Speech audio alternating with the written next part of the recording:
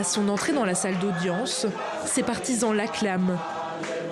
Pourtant, ce n'est pas l'heure de la libération pour Kizza Besigye.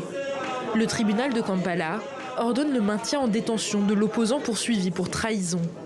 En novembre 2024, Kizza Besigye avait été enlevé lors d'un déplacement au Kenya avant de réapparaître en Ouganda où il avait été traduit devant une cour martiale.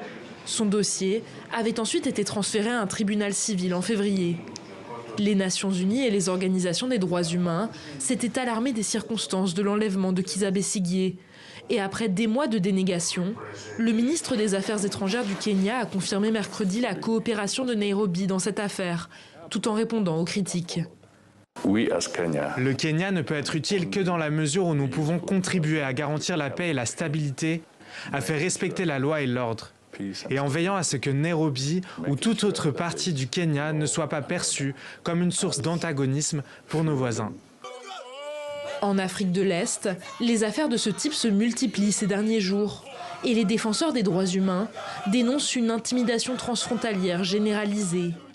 En Tanzanie, le journaliste et militant kényan des droits humains Boniface Mwangi a été arrêté lundi en même temps que la militante ougandaise Agathère Atuer lors d'une manifestation de soutien au chef de l'opposition Tundu Lissu, inculpé pour trahison. Détenu au secret pendant 3 jours, Boniface Mwangi a été libéré jeudi. J'ai été menotté et les yeux bandés depuis lundi soir jusqu'à ce matin.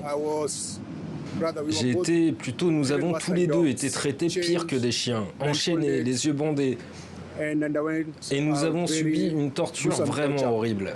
L'avocate de Kizza Besigye, Martha Karua, candidate à l'élection présidentielle kenyane de 2027, se rendait également à la manifestation de soutien à Tundu Lissu. Mais à son arrivée à l'aéroport de Dar es Salaam, elle a été refoulée du pays.